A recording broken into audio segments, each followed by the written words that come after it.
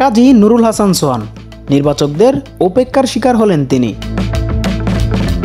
ঘরোয়া লিগ থেকে শুরু করে বিপিএল এমন কোনো ফ্র্যাঞ্চাইজি লিগ নেই যেখানে সোহান পারফর্ম করেনি। গত বিপিএলে তো তিনি দুর্দান্ত পারফরমেন্স করেছেন, তার কেমিও ছিল অসাধারণ। তারপরেও উপেক্ষার শিকার নুরুল হাসান সোহান।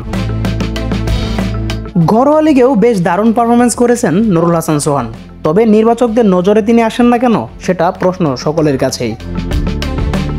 তবে নুরুল হাসান সোহান আর কোথায় ভালো পারফরমেন্স করলে জাতীয় দলে ফিরতে পারবেন এমন প্রশ্ন বিসিবির কাছে তিনি করতেই পারেন। আরেক অবাকা ক্রিকেটার সৌম্য সরকার ইনজুরির দোহাই দিয়ে যাকে বাদ দেওয়া হয়েছে জাতীয় দলের স্কোয়াড থেকে। তবে সৌম্য সরকার ইনজুরি কাটিয়ে চট্টগ্রামে দারুণ এক ইনিংস খেলেছেন সবুজ দল এবং লাল দলের মধ্যকার ম্যাচে।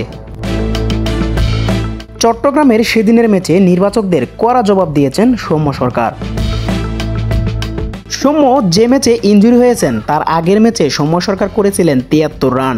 এমন একটা স্কোরকে বাদ দিয়ে সৌম্যকে ইনজুরির দোহাই দিয়ে কিভাবে বাদ দিল ম্যানেজমেন্ট? এজন্যই হয়তো সৌম্য সোহানরা ধারাবাহিক হতে পারে না জাতীয় দলে এসে। এক ম্যাচ খেলাবেন, পরের ম্যাচে বাদ দিয়ে দেবেন, এটাই যেন বিসিবির নিয়ম হয়ে উঠলেন।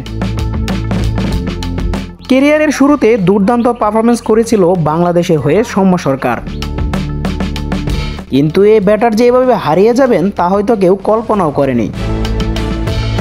তবে সৌম্য সরকারের জাতীয় দলে ফেরার স্বপ্নটা রয়েছে, চেষ্টা করেছেন বারবার কিভাবে কামব্যাক করা যায়। এরপরও যখন ম্যানেজমেন্টের নজরে আসেন না তাহলে দুর্ভাগা বই আর কি। সৌম্য সোহানরা ভালো পারফরমেন্স করুক, জাতীয় দলে ফিরে আসুক, নির্বাচকদের নজরে আসুক, এমনটাই প্রত্যাশা। ইউনুস শেখ, 24 টিভি।